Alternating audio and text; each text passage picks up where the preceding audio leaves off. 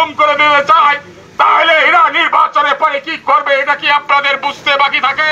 বিগত দিনের তুলনায় আমরা যে এমপিকে এখন পেয়েছি, আলহামদুলিল্লাহ আমরা অত্যন্ত শান্তিতে বসবাস করতেছি, কোনো চাঁদাবাজি নাই, কোনো রাহাজানি নাই, আছে নাকি? আওয়ামী লীগ সরকার যখন ক্ষমতায় তখন এই এলাকার যদি একটি রোডের কাজ করতে হয়, সেটা আপনাদের অভিভাবক আব্দুল সালাম মুর্শিদি নির্দেশনায় হবে।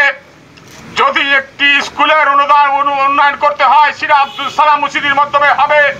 কলেজ মসজিদের উন্নয়ন হয়, সেটাও আব্দুল সালাম মুর্শিদির মাধ্যমে হবে।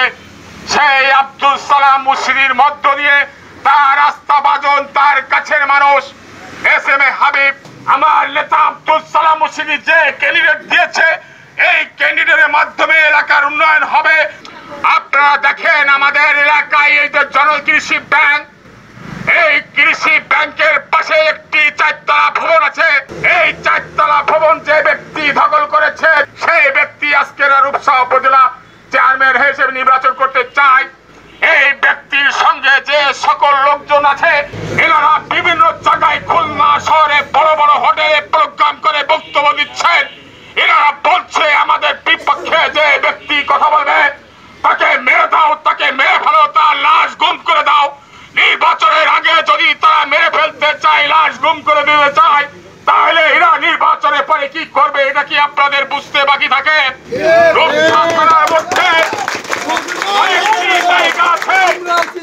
সমস্ত জায়গা যারা দখল করে, অসহায় দরিদ্র কৃষক দিন মজুরি খেটে খাওয়া মানুষের জায়গা দখল করে, যারা বাড়ি ঘর করে রাজত্ব করতে চায়, বিলাসিতা করতে চায়, মদ গাঁজা নিয়ে তাসে জুয়াড্ডা বসায়, সেই সমস্ত লোক এই রূপসা উপজেলা চেয়ারম্যান হলে কখনো সাধারণ মানুষের পাশে থাকবে না।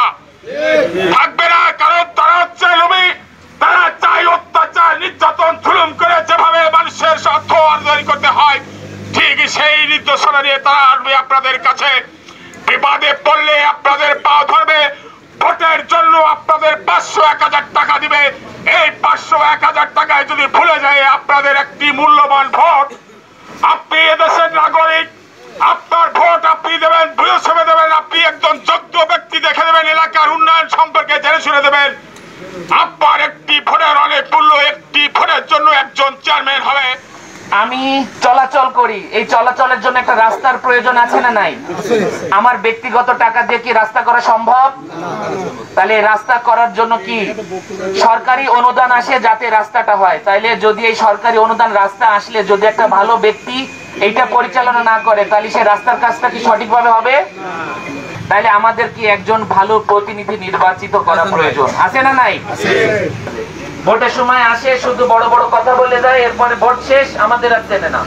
আমাদের এলাকার যে অভিভাবক, আমাদের এমপি মহোদয় জনাব আব্দুল সালাম মুর্শিদি, বিগত দিনের তুলনায় আমরা যে এমপিকে এখন পেয়েছি, আলহামদুলিল্লাহ আমরা অত্যন্ত শান্তিতে বসবাস করতেছি, কোনো চাঁদাবাজি নাই, কোনো রাহাজানি নাই, আছে নাকি?